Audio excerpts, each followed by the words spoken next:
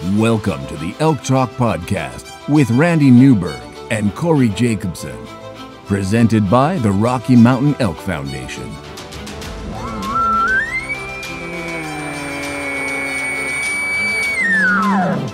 The goal is, what little you and I know about elk hunting, we share with people. I've got an elk building, it's like 120 yards away. What do I do? First off, the thought would never cross my mind when an elk's being 120 yards away to call anybody on a cell phone. All elk? All the time? Only elk? Only elk. Well, it's us having conversations, so we usually go down some rabbit holes, but if you hunt with Corey Jacobson, you will find the landscape is full of rabbit holes. We're just going to make this up as we go. And you look at it like, oh, that's a target-rich environment. But if you're trying to single one out, a solo target there is much easier to go into than a big group. We record everything, so there's no BSing, no lying, no faking it with us. Did we hit the record button? I forgot to hit the record button. If you want to know something about elk hunting, this probably isn't the podcast to listen to. Should we give them a list of all the other podcasts where they might learn something?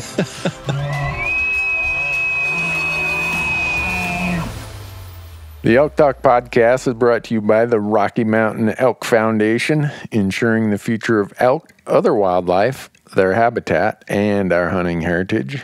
To become a member, go to rmef.org. And the podcast is also brought to you by onX Maps. And with onX Maps, you can know where you stand with the most accurate hunting GPS tech on the market with land ownership maps that work offline. Go to onxmaps.com and use promo code ELKTALK, and you're going to save 20% when you sign up for an app membership at onxmaps.com. The podcast is also brought to you by Gerber. Go to gerbergear.com and learn about the knives, the Vital, the Big Game Vital, the Gator Premium, all the things that we use when we're out in the woods, and not just knives, but also some really cool multi-tools that they have. And we have a promo code for Gerber as well. Just use the code ELKTALK to save 20% on your orders at gerbergear.com. And we are also brought to you by Rocky Mountain Hunting Calls. And Rocky Mountain Hunting Calls is the original designer and inventor of the pallet plate diaphragm that's completely changed the way elk calls are made and used. And to find out more and to order your elk calls, go to RockyMountainHuntingCalls.com or buglingbull.com and use promo code ELKTALK, and you're going to save 15% on all of your elk calls and elk call accessories. The Elk Talk Podcast is also brought to you by GoHunt.com. Go to GoHunt.com and sign up for the Insider. The Insider is changing how hunts and hunting information are found. No doubt about that. Use promo code ELKTALK, and when you sign up for the Insider, you're going to get $50 of store credit, mad money, in their gear shop. Lastly, the University of Elk Hunting online course is a proud partner of the Elk Talk Podcast. And within the University of Elk Hunting online course, you're going to find nearly 60 chapters organized in 17 modules of elk hunting instruction aimed at making you a more successful elk hunter. From planning and e-scouting to calling strategies and packing, every imaginable elk hunting topic is included in the online course. And regardless of your previous elk hunting experience or success, I'm confident the University of Elk Hunting online course will make you a more confident, more successful elk hunter. Just visit elk101.com and use the promo code ELKTALK to save 20% when you sign up for a membership to the University of Elk Hunting online course. And with that, Corey, we are ready to get into it. Let's jump into it. All right, folks, welcome to another episode of the Elk Talk Podcast. Randy and I are still stay-at-home ordered and self-quarantining, so we're doing this remotely, and hopefully technology is on our side today. We struggled last week, so we're trying to get the Montana episode out, and we think we have a process here, so as long as... What's that? I was going to say, let's hope so. Let's not get too far out in front of our skis here. Well, it's about equivalent of us sitting here with an old tape recorder and pushing record and play at the same time. And we're on our party line telephone system here. I thought I heard a Merle Haggard 8-track player in the background. Yeah, that was Corey. My neighbor picking up the phone, I think, and listening in on our party line. So. How much snow you got there? We got probably 6 or 8 inches last night, and it's still white out blizzarding today. So, yeah, we're behind you by about maybe 2 or 3 hours, I guess. Yep. The way it's coming down right now, the 3 inches I had when I took the dog out this morning's probably to 5, and I looked out the window and I couldn't see the neighbor's horses in my yard, so I guess that's a good sign. Either they're in my yard and I just can't see it, or they're not in my yard and I don't need to worry about it. I was going to say, no, last night the snowflakes were probably up there with the biggest snowflakes I've seen. They were just those giant late spring 34-degree snowflakes, and man, they had up fast. I worry about big dumps of snow this time of year for elk and deer. I mean, they're at their absolute lowest point in their cycle of energy and fat reserves, and you just keep your fingers crossed that they're going to get through it. And then you get one of these spring blizzards like today. It's like, oh no. Yep. Because at least I'm down in a valley here on the upper end of the valley, and I can't imagine how much snow we got up high, or even in the foothills. Yeah.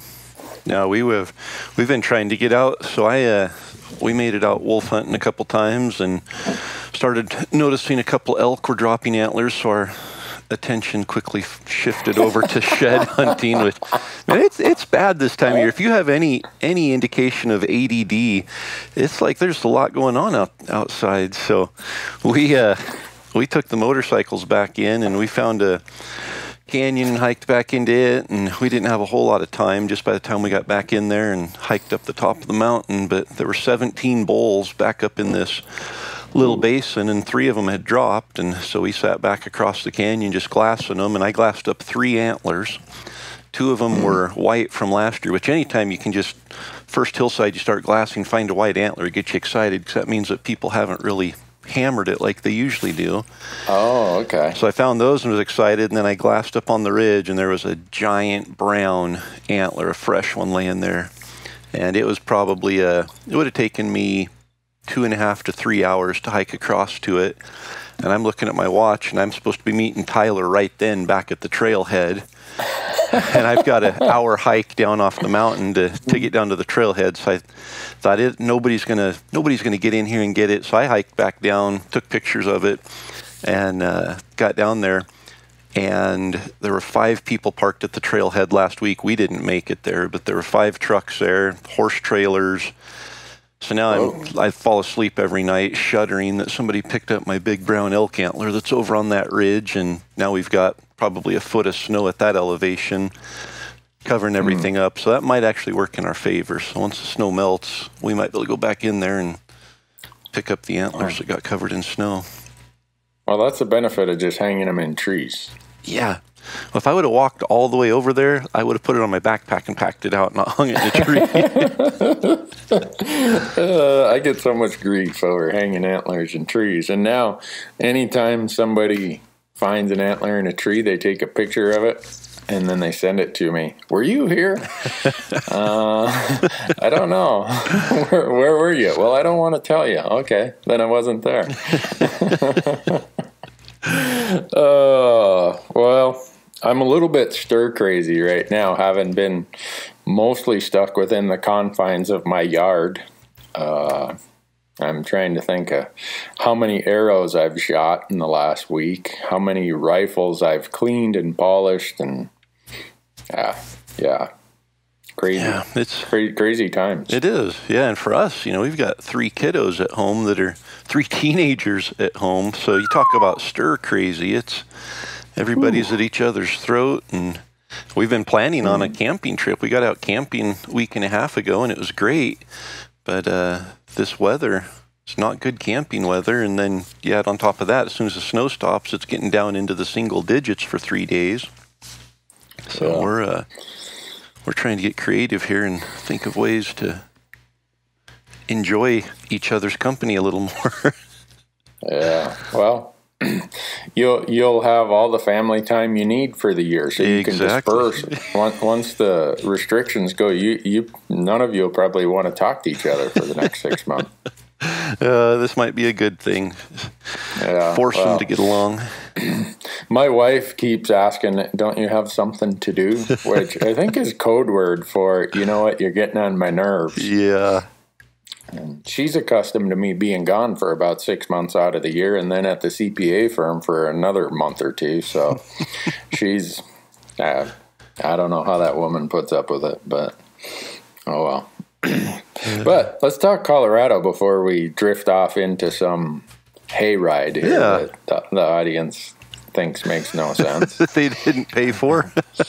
Yeah. You know, anyone listening, we do have a money-back guarantee. That's right. That whatever you pay for this podcast to listen to it, we'll give you your money back. Lifetime guarantee. I tell people that about our YouTube channel. I'm like, look, if you don't like it, we got a money-back guarantee, lifetime. And they look at me and like, what are you talking about? And then they see me smile. They're like, oh, I get it. Smart aleck. So you said you already applied in Colorado. I did. I got it done yesterday. Oh, man, I'm dragging my feet because I'm trying to figure out what I'm going to do. I have enough points that I can draw. It only takes 3 or 4 points. Before we get into the details, I look at Colorado not as really because it's a preference point system. The difference between the quality of a hunt you can have with 3 points versus 10 points is almost insignificant. Yeah. So since I burned 19 points back in 2016, I'm back up to 3 points, and I'm trying to decide, all right, what's my calendar going to look like? Do I want to apply? I know I'd probably draw based on last year, and I think given the economy, a lot of Colorado non-residents applying in Colorado might just buy points because there's so much uncertainty right now. Yep. So, yeah. That's what I did. I'm trying to figure it out. I just bought points myself, and well, heck, you don't need me on this podcast other than for color commentary. Then you can just walk everybody through. I'll be like the Dandy Don Meredith on Monday Night Football back in the 70s. I'll be whistling and singing and telling jokes that are kind of off color and make no sense. And I wonder if anybody's sitting there going, well, isn't that what you normally do? Dang it. I was hoping you wouldn't say that. You set yourself up way too easily on that one. I know. I have a habit of doing that. So, should we get to at least the deadline before we drive everybody off? Yeah, April 7th. So, coming up here really quickly. Yeah, 8 p.m. Mountain Time. Yep, online application deadline. Yes. If the best one-piece sheet of information anyone can download, it's called the Colorado Big Game Hunting Planner, and it has all of this year's dates and deadlines for every season, and next year's season dates for every season. It might be a 2-pager. On the back of it, they put all the fees there. They try to hide that part on the back. Small print on the back. Yeah, with all kinds of little asterisks and other things on there. You're like, all right. Now I know why this is on the back and not on the front. And then this year they're promoting how they're giving away all these additional bear tags. Have you ever bear hunted in Colorado? No, but I've seen more bear the one time I hunted in Colorado than I saw elk. Yeah, I don't know that I've ever hunted elk there that I didn't see bears or fresh bear tracks in the snow. Yep. And so this year they're going to make it a little easier to add a bear tag to your elk tag if you want, if that's of interest to anybody. Yep. So, but that deadline, you got to go online, Colorado Parks and Wildlife. You click the little tab there, and do we want to talk about the point system? Let's maybe start with the cost. Okay, you start with the cost since you've already had your credit card hammered.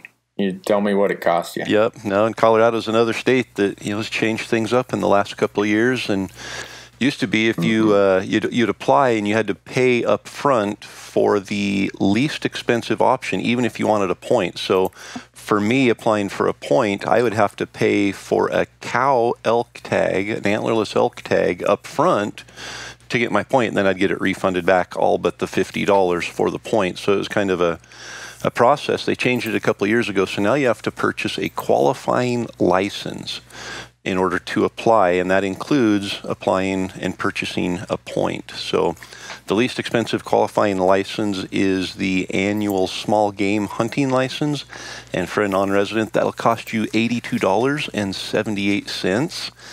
And on top of that, you have to pay a $10.13 habitat stamp fee. So you're $93 and, well, right at $93 just in the license and habitat fee. And then they have a $9 non-resident application fee per species. So you're sitting just over $100 to apply for or to purchase a point in the state of Colorado. That is, when you think about how it used to be, what you just walked through there as the new manner is definitely a big difference, both in terms of what you got to do and also cost. Yeah. I mean, you used to be able to build points in Colorado by just fronting a bunch of money, and they'd take, $5? A long time ago. A long time ago, yep. And then they changed it to 50. Yeah. So, So just to get your point, and if you were to have applied, it's the same cost, other than if you draw, they're going to hit your credit card after the draw. Correct. And an elk tag in Colorado is $670.25. Really? So you'd be $670. Yeah, that's right. Plus, and if you're going to do a cow, I was just going to say, yep. $503, something like that. Yep. So, And Colorado is interesting. Their legislature had, and I think it's still in play, like a CPI, cost of living index, where it goes up every year. So it goes up with inflation, so that way they don't have to go back to the legislature and fight for a fee increase.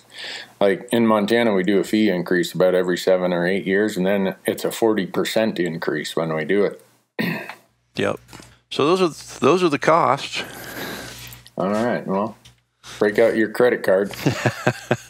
And realistically, to hunt elk there, if you wanted to go hunt, we're talking about the draws here, and there's a plethora of opportunity for over the counter, but the fees are going to be the same. Your license, your elk tag, all that. It's still, you're going to be paying, close to $800 probably to hunt elk in Colorado for the license and tag. Yeah, and I always tell people that when Colorado went to this upfront cost thing, excuse me, one of the things Colorado's known for is the best mule deer hunting in the lower 48. So you may as well buy another point for mule deer once you sunk that cost. Yeah. So speaking of points, how's the point process work? The point process is a true preference point system. And Colorado started there. They were the first state. Excuse me, Corey, I don't know what I got in my throat here. See if I can get to the point where I can talk again. I must have been telling too many jokes this morning at breakfast. My wife probably put something in my eggs or something. But I'm trying to remember when Colorado started it. I think it was 1988, something like that. So they were the first state to really start a point system, and they came right out of the gate with a preference point system for deer and elk and antelope. Not going to get into the complications of moose, goat, and sheep. You might want to hire an attorney to explain that to you. But like we've discussed on many prior podcasts, a preference point system is he or she with the most points gets the tag. So if there's let's say 4 non-resident tags are all that's available in a certain hunt code, and 3 of those people have 10 points and they're the highest point holder, there goes 3 of those 4 tags to those applicants with 10 points. That means there's 1 tag left as they move down the pile. And if there are 6 applicants at 9 points, only 1 out of those 6 is going to get a tag. And that's just randomly pulled out of those 6 applicants. So you can look at Go Hunt and you can see what the odds were or what the point requirements were last year. And yeah, that doesn't predict what everybody's going to do this year, but it's pretty reliable. I mean, I use it as kind of my way of saying, all right, I know I'm probably through the fog here. I've got enough points where I've got clear sailing if I want to tag in this unit or that unit. And so there is some predictability I think is one of the benefits of a preference point system. But if there's any state that has point creep, in other words, you get a point this year and you think you're gaining ground, and then you find out that the unit you want, it took two extra points this year and you only gained 1. That happens because there's a lot of people standing on the sidelines just buying points. And then when they see they have enough points, they jump in. And so it kind of messes up your application strategy a little bit, but it's just a reality of states with preference point systems. Absolutely. I have 16 points for deer and elk in Colorado. What? And when I started applying 16 years ago, it took 10 points to draw Unit 2 or 201, which are kind of the premier elk units in the northwest corner of the state there.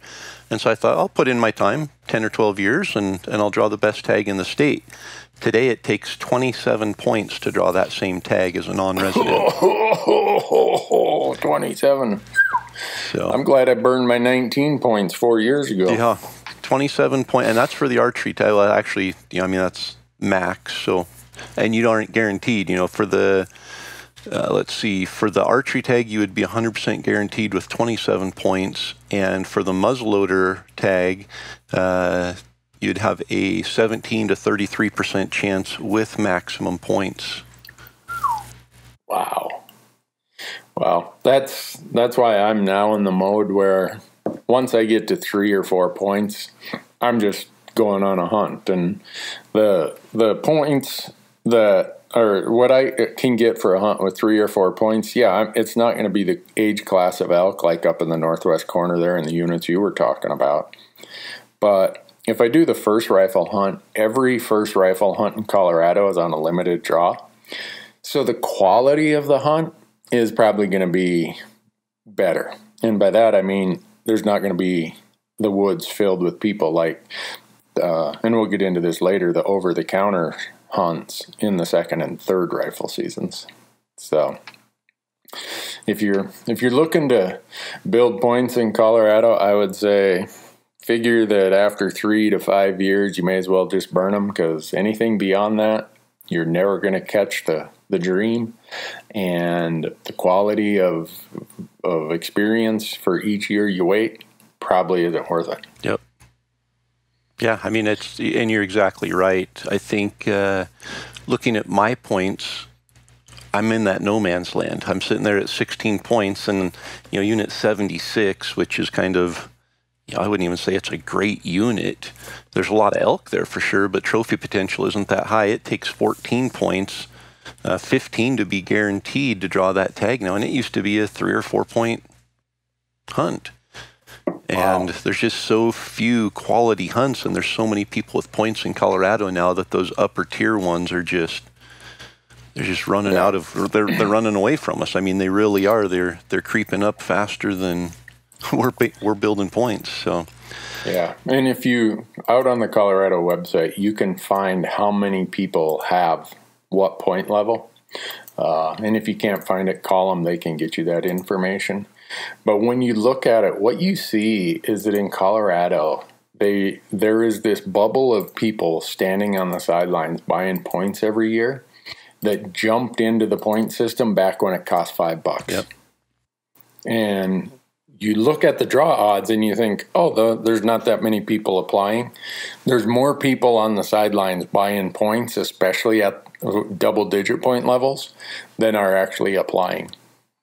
Well, I'm prime example. 16 points, and I've never once applied for a hunt. I've always just bought a point, and the time I hunted there was over the counter. So So what you're saying is someday when you have enough points, you're going to be one of those guys who messes up the point creep operation. Yep, and the unit that I want, that I'm going to hunt, I have well more points than what I need. It's just a matter of aligning calendars and schedules now to draw the hunt and go hunt it. Okay.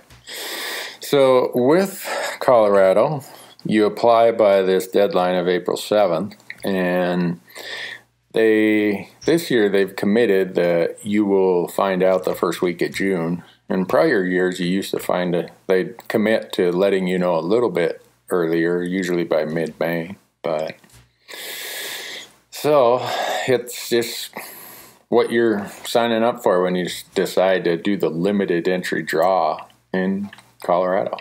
Yep. The other thing I love Colorado. No, Colorado's a great state for opportunity and number of animals. Yeah, and I think, the number of hunters that hunt there each fall indicate that it's a popular state because they have a lot of elk, but they also have a lot of hunters. Yeah, that's true. And there are a couple changes this year. Maybe we should get into the over-the-counter thing while we're talking about it. Colorado has a lot of units where you can get just an over-the-counter tag, which is why when we did our podcast about if you had $1,000, here's an option for you. Colorado is one of those options, is you go there and you buy an over-the-counter tag. And that applied to archery seasons in, I think, 80 units, something like that. There's a bunch, yeah. And the second and third rifle seasons. Well, if you look at the maps for this year, there has been some changes to that, where for the archery season anyhow, some of the units in southwest Colorado got put on a limited entry draw and are no longer an over-the-counter option for the archery hunts. Yep. So there's a lot of people that, bought an over-the-counter tag and hunted those southwest units for a lot of years that this year are going to have to apply to hunt, or if they get the over-the-counter tag, are not going to be able to hunt in those units. Yep. So just be aware. I'd say that's probably the biggest change for Colorado this year. I just wonder how many people are going to get tripped up on that. Yeah. And the season dates for the... I was going to say another change that was nice is now they have season dates that are established. And yeah. Colorado goes on a 5-year season process, or season date setting, or season type setting, something like that. So now the seasons are set for the next 5 years. Let's see, this year, archery season, I think in this last round, they set the archery season dates as just hard dates on the calendar instead of, the third Saturday in October or whatever. They did. Yep. So it's September 2nd through September 30th is the archery season, no matter what. Which the beauty of that is they used to do it, I don't remember if it was the first or the last Saturday in August, yep, or, and then it was open for 4 weeks, or how they did it. But I know that the year we hunted there, it opened on like August 25th. Yep. And it closed on September 24th or something. And so it was an earlier season. And now that they've shuffled it and put it on a calendar date instead of, the first Saturday or whatever, it's September 2nd through September 30th. So those dates are going to be really good. And it's also going to give people a little bit more time after that muzzleloader season hits that runs in the middle of archery season. Yeah. So if you are an archer and this is your first time in Colorado, know that in the middle of that season, the limited entry muzzleloader draw allows people to come and hunt this year, September 12th through the 20th, and next year, September 11th through the 19th. So you want to be aware of that. Yep.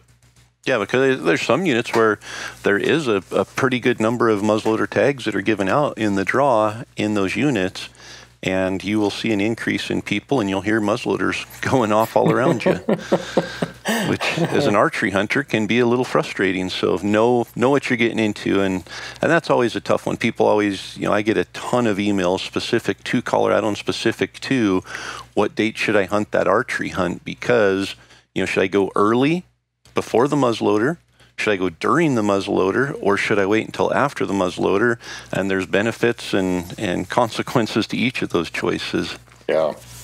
Well, the limited entry rifle hunts, and so a lot of the archery hunts are limited entry also, the high quality ones.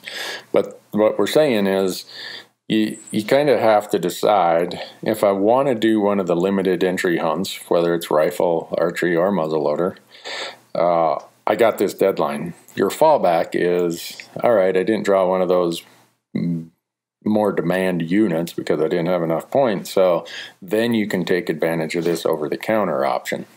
And those over-the-counter rifle tags are available for the second and third rifle seasons, which this year the dates for the second rifle season is October 24th through November 1st. And the third is November 7th through the 13th. So, but you can't do over the counter for first rifle or fourth rifle. Those are all limited entry, to my knowledge. And the first rifle, this is the one I'm contemplating, is October 10th through the 14th. And this year the fourth rifle is November 18th through the 22nd. So, lots of options. Yeah. Lots of hunting seasons. You just got to be on your toes, though, because a lot of people come from a state where it's just, okay, it's deer season. The whole state has the same regulations. Colorado, you got to download the proclamations, and you have to look at each unit, what the season dates are. Is it one of the over-the-counter units or not? Is it limited entry for certain hunts and over-the-counter for others? There's a lot there you got to be paying attention to. So, what else we got cooking for elk? They got, depending on the year, they've got anywhere from 250 to 280,000 elk in Colorado. A lot of elk. Highest population of elk in any state. Yeah, by a large number. Yeah.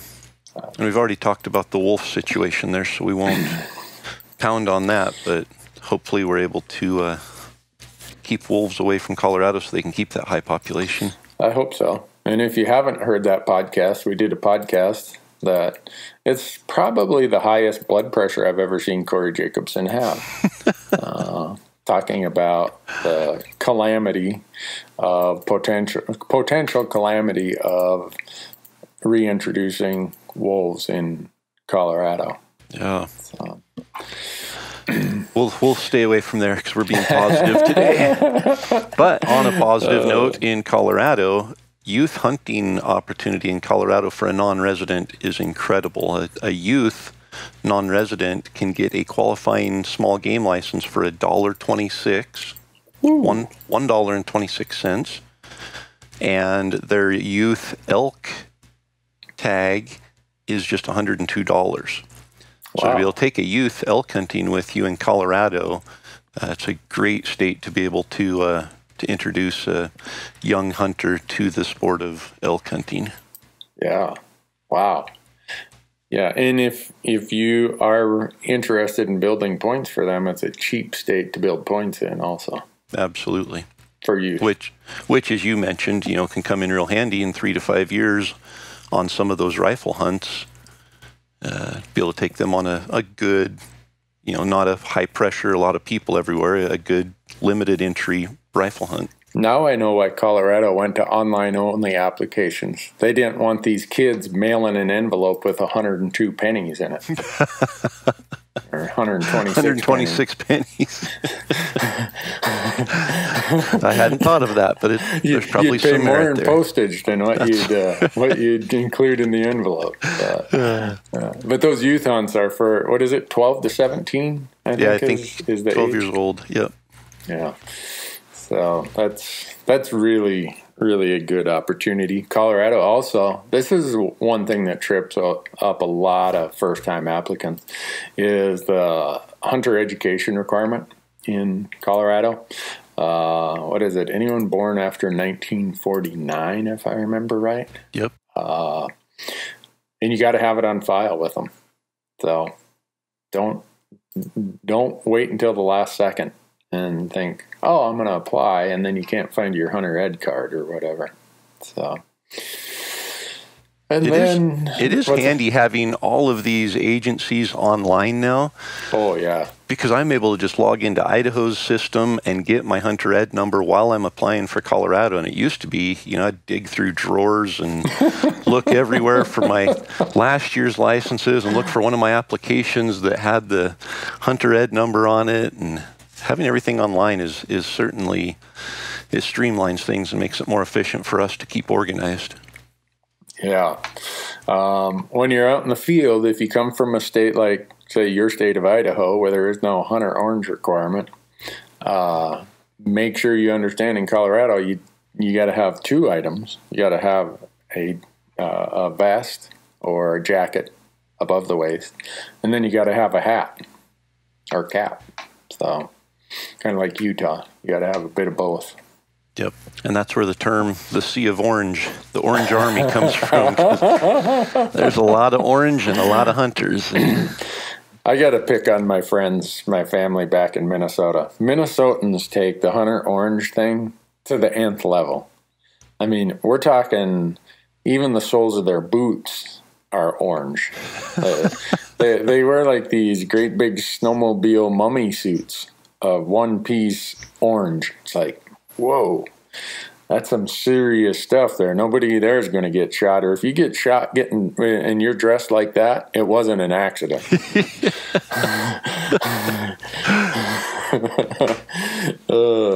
So a guy like me who's contemplating what am I going to do, and is my calendar going to be messed up because I'm sure I'm going to draw if I apply for this.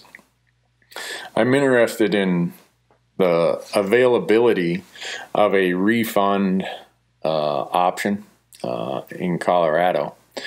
And if I remember right, I should go and read this. I know there's an option in Colorado. I think you have the either or. Either you get your money back and no points, or you get your points, you get a point restored, but you don't get your money back, if I remember right. Yeah, it's on Go Hunt here, and I think it says something. If you drew a license you would like to return, payment for the license is still required first. You can then return it for a refund or preference point restoration. You must relinquish your license and tag at least 30 days before the opening day of the season for which the license is valid. All right. Plus, they charge you, what is it, $20 or $25 or something to process a refund or return? Yeah. So, I'm going to apply in Colorado. I know I'm going to draw the tag. And I guess then I'm just going to decide, all right, can I make this fit the calendar or can I not? And go from there. Yep. But I really don't care to leave $600 on the table or $600 and whatever dollars on the table. I mean, us accountants, we're kind of tightwads about that stuff. So well, we do our best to not get in that situation. But as I'm looking at our calendar unfolding this year and all the places the crew says we're going to be filming, I don't know. You want to come with if I draw? What are you doing? What are you doing in October? Oh, well, we've got the... you got the hunt of the lifetime. Yeah, we got the youth hunt that we're doing. And then we're still all up in the air. We haven't locked in our schedule at all because it'll depend on draws. You know, we put in 4 Wyoming. We've got Idaho as a fallback. We're still looking at possibly going to Oregon for Roosevelt again. And if, depending how things line out, we may rifle hunt here in Idaho mid-October. Yeah. Well, if I draw, I'm taking 4 llamas way back into this place. And our buddy Bo Beatty, the llama guy, he said, well, I'm coming with you. I'm like, well, okay. Well, if Bo's going, maybe I will go. I was going to say, when you go with Bo and he does his whole camp setup, the way he does it, you gain weight on an elk hunt. It was insane. Yeah. Yeah. I've never been in such a warm tent, and I've never had such good food at an elk camp. If you're thinking of hunting this fall, you better get your llama rentals done soon. I talked about it the other day, and he, in the summertime, he does all these vacation trips, like backpack trips and photograph trips and fishing trips for large groups. Well, with the whole coronavirus thing, he said that's really slow right now. He said, but it doesn't seem to be affecting hunters. So if anyone's asking you about renting their llamas, he said, you tell them they better call me soon. So yep, call him soon. Bo Beatty, Wilderness Ridge Trail Llamas. Just don't try to get these 4 that I want in October. So just to circle back around, in Colorado, there are 127 OTC archery units. Really? There are 147 over-the-counter second rifle season units and 94 over-the-counter third rifle season units. So Holy a lot smokes. of opportunity there. And then of those, or outside of those, there are 36 archery draw units. And of those, 28 of them can be drawn with 0 to 7 points. So points aren't necessarily a bad thing in Colorado. But like Randy said, the difference between, some of these over-the-counter hunts and some of these hunts that take 0 to 7 points might not be a big difference for the archery. For the second rifle, or for the first rifle, the draws, there's definitely some advantages there. Yeah. One thing that always messes me up when I go to Colorado, and I think I've hunted the over-the-counter hunts 5 times, is their state land rules are way different than what you have in Idaho and what we have in Montana. In Colorado, the state land board, the little blue that you see on your OnX map, the light powder blue, that's state land.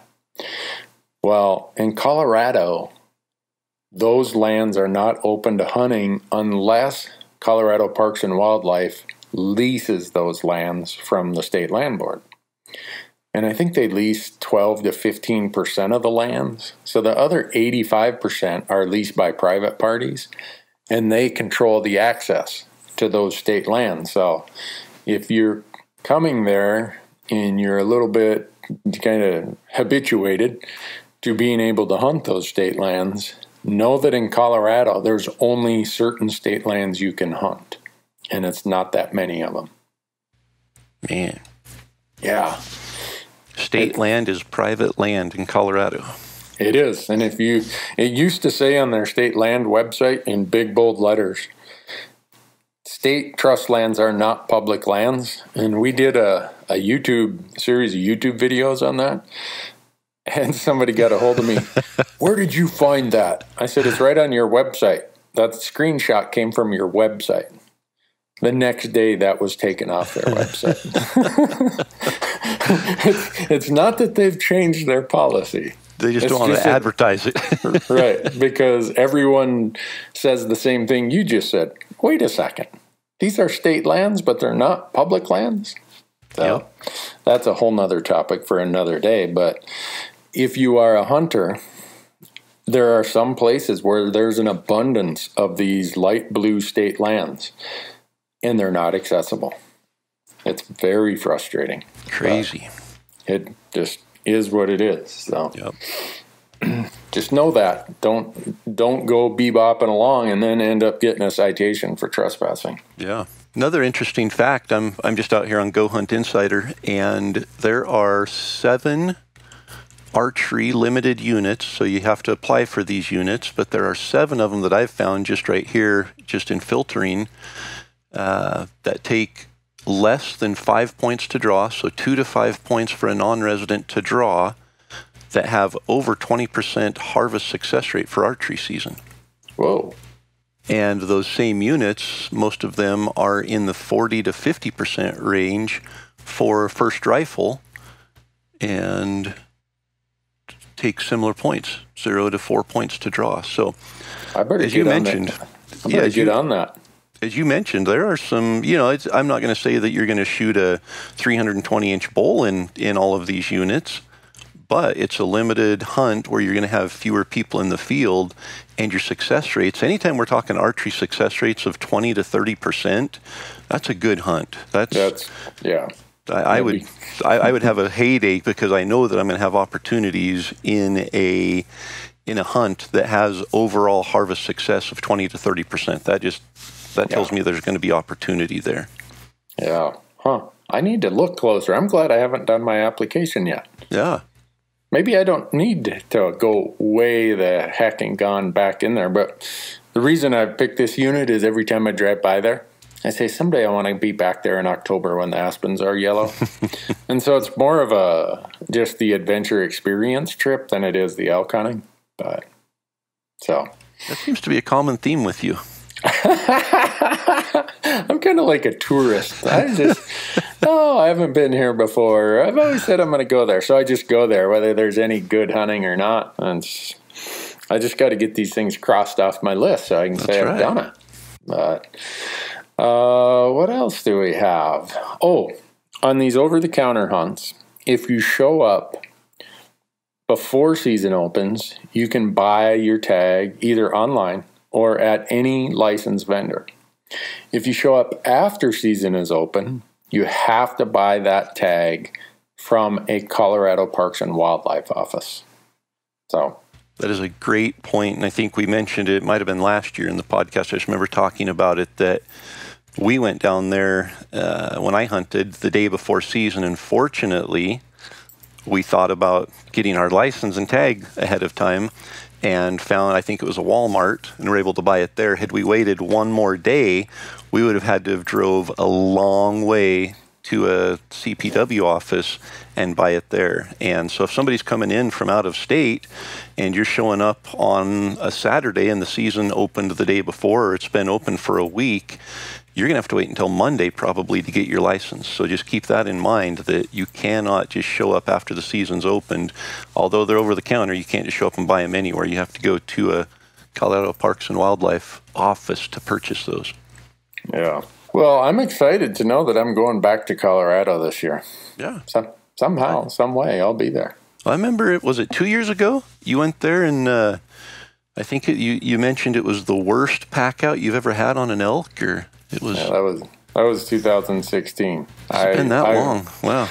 Yeah, I will never. In fact, someone emailed me the other day and said, "Hey, I think I know what unit you were in. I want to go there." And so we exchanged emails back and forth. And he explained to me that he's from a place where you just can't get a lot of mountain training. Explained to me how old, what his age is.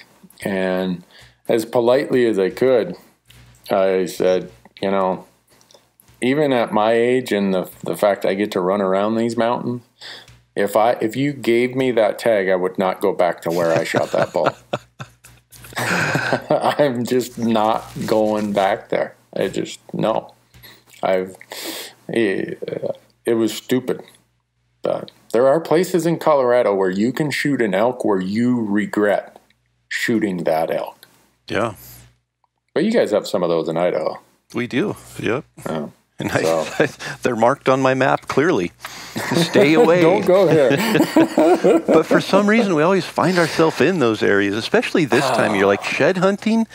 I swear, we put more effort into getting into rugged, nasty places looking for elk sheds than we do a lot of times during actual elk season. That's stupid. We tell ourselves that, but then we keep going back for some reason. You might want to have a diagnosis for that malady. And it really is. There's some trigger, or there's some genetic deficiency or something, because I can't explain it. Like, there's just something about shed hunting, and anybody who's listening who is a shed hunter gets it. And everybody else who's not a shed hunter is shaking their head and just wondering, what are they thinking? But I took my son Isaac last week out, and I picked up a couple brown elk antlers, first two of the year that I picked up. And he found one from last year that somehow we missed. We were in the area last year, a real nice 6-point. And I was talking to him yesterday. He's like, "Hey, when you guys go on your big trip next week, is there room for one more?" And I got a little excited, and he's like, I don't know what it was, but just picking up that antler, it was like, I want to do this more. And so he's got the genetic deficiency or whatever it is that causes it. But it's kind of like a hound hunter. A hound hunter is just a rare breed. A horn hunter, shed hunter. There's something there that you either have it or you don't. Yeah. Well, I'll go blueberry picking or something, or I'll mow my grass, whatever. I've got 2 shed antlers, and I just happened to find them last year in Wyoming. A matched set laying right in the trail that they'd missed. So I kept those, not because I have any big use for them, but they were kind of in the way. It was either put them on your pack and carry them out, or trip over them. And there was no tree close by to hang them in. So. That is true. A lot of people in the footage said, well, if he wasn't out in the sage and he didn't have to walk a mile to get to the nearest tree, he would have hung them in a tree. Totally. And they're right. I would have. I remember in New Mexico with you, we were down there, and Ben Potter was following us around filming, and you were going and hanging antlers in a tree, and I think he and Marcus were walking around behind, pulling them out of the tree and putting them on their backpacks. We got back to the truck, and they had a backpack loaded of antlers. You're like, where'd you find those? And they're like, they're all the ones you hung in the trees. Yeah. Well, I guess that's a good reason for people to get out and about this time of year. It is. I'll get out and about bear hunting before I'll get out and about looking for antlers. And we saw 6 bears on Saturday. So no way. Yeah, it's the earliest. Yeah, that's the earliest. And we saw when I took our whole family went 2 weeks ago on a little shed hunting trip, and my wife was coming down the hill, and there was a dead elk there, and so they were kind of looking around to see if the ivories had been taken out of it or anything, and turned around, and there was a sow and a cub about 40 yards away. Had a little encounter there with them, and I thought, wow, that's, it's fairly early. I think that was March 15th, somewhere in there. And Saturday there were 6 of them. There's a sow with 3 cubs, and then 2 good-sized boars that were out. We also saw a mountain lion. Tyler Crockett went with us, and he saw a mountain lion, and of course Isaac had his rifle there and didn't make it over in time, but it was just laying on a rock at about 800 yards out there, and by the time they got back it had moved. But saw a couple coyotes and a fox. So yeah, it was a good day to be out, and found a couple elk sheds, and it's good to get out and away from the news feed, which sometimes makes us think that life isn't as good as it is. Yeah, I purposefully have followed the John Prine motto, blow up your TV. I haven't physically blown it up, but I don't turn it on. Yeah. I got better things to do, and I want to think about fun stuff like hunting and everything else. And but if there's one good thing that's been coming of this, I don't know what they call it, stay-at-home rules. Yeah. A bad part is my wife is really good at baking things, so I'm going to have to go tell Sitka I need some new clothes for next season. But boy, I've really been chiseling away at the freezer. I went to British Columbia last year, and I shot a mountain caribou. And I told them I want to bring all the meat home. We brought a freezer up in the pickup truck and everything. I think they gave me every person who shot a caribou last year. I think I got all their meat. Because an animal only has 2 back straps, right? That is correct. This winter, I've already eaten about 20 feet of back straps. Man. Off this caribou. I'm like, wait a second. But that's fine with me. Yeah, I wish I had 30 feet. I was going to say, if anybody is giving out backstrap off of just about any animal, I don't know very many people that would turn it down. Yeah. So that's how I'm keeping a smile on my face, being locked in the confines of my couple acres out here in suburban Montana. Is cleaning rifles, shooting my bow. I was out tweaking on my wife's boat the other day also. Your wife's boat. Yeah. No, that's absolutely I know, true. It's funny to hear you say that. But. And then I came home she sent me somewhere on some errands. I came home, there was a brand new, big, long tube leaned up against the side of the house that the UPS guy dropped off. She bought some more fishing rods. Some people hoard food during times like this. My wife has been hoarding fishing rods and tackle. Man. I don't know. Well, that's a pretty good way to self-isolate. Just put yourself in a boat and go fishing. Yeah. Well, should we let the audience go, Corey? I don't think I've got anything more that's, not that anything I provided is of value, but I think it's going to be of even less value if I keep talking. No, I think we've covered Colorado. Colorado is a great state filled with opportunity. I think for a first-time elk hunter, it's high up there on the list. I think, for over-the-counter opportunities, there's nowhere better than Colorado to be able to have 127 archery units and 147 rifle units that you can go and hunt over the counter. So, can I add one additional access piece for people who are always looking for a place to hunt? Yes. So we've got all kinds of cool national forests in Colorado. I mean, there's the Gunnison, the Isabel, the Arapahoe, Roosevelt, White River, Medicine Bow, tons of land there to hunt. I think 23 million acres of BLM and Forest Service. The other really cool tool that you should be using if you're planning your hunt is it's a combination of the Rocky Mountain Elk Foundation and OnX. If you go out on your OnX app and turn on the Elk Foundation layer, you will show all of these projects RMEF has done in Colorado and the amount of access that has been created. And there's some gems in there. I'm not going to tell people where they are, but there's some spots there that if you have that layer and someone else doesn't, they might be going off an old map that doesn't have the updated information, or RMEF has acquired some property and then turned it over to either the state Parks and Wildlife or the Forest Service or BLM. And you'll have access that other people think is not access. So just a little tidbit there I don't want to get too specific because a bunch of guys will email us, shut up, Newberg. But RMEF is doing a ton for access, and OnX is working with them to make sure everybody knows where all that access is and take advantage of it, I guess is what I'm saying. Yeah, just while you were talking, I jumped out to onxmaps.com and opened it up, turned on the RMEF layer, and a whole bunch of little RMEF logos pop up all over the state of Colorado. And you click on them, and there's all sorts of information there. Access permitted, yes. Hunting permitted, yes. Managing partner, there's BLM, there's Colorado Division of Wildlife, there's all these places that have opened access, and a lot of times hunting permission. So great information. Yeah. So that's as much as I don't want to give away all the secrets, I feel that we at least got to give away that amount of information. Yeah. Well, Corey, I hope that you have your snowblower gassed up. Of course, you got three teenagers. You don't need a snowblower. Oh, I don't? Oh, well, maybe you could help me explain that to them. Oh, yeah.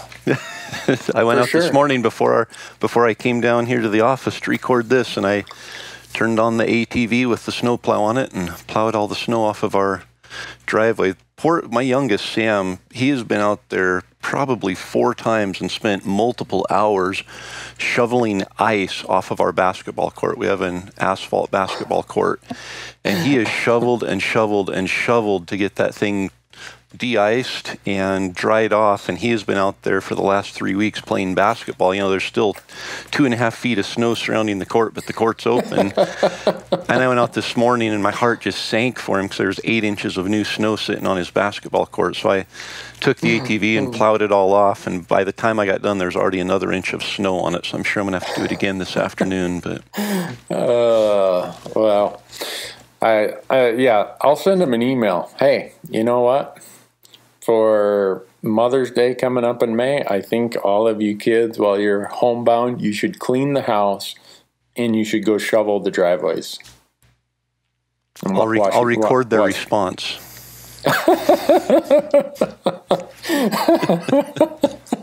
was over at some friend's house a while back, and it happened to be the wife's birthday, and I wished her happy birthday, and all the kids were sitting around, and they're all, I think, 12 to 18 years old. And I said, the best birthday present I used to give my mom was to clean her house for her birthday. And the three kids instantly looked at me like, would you shut up? And the mom looks over at the three kids with a big smile. I'm like, all right, I'll leave. See you later. Well, let's quit this before I get into marital planning and advice. Yep. It would definitely go downhill at that point. Yeah, so. That's for sure. Well, thanks, Corey. Yep, stay warm. Thank you. Stay dry. Let me know how many elk antlers you got. If I trip over some, I'll send them your way. That sounds great. Thanks, folks. Yep. Thanks for listening.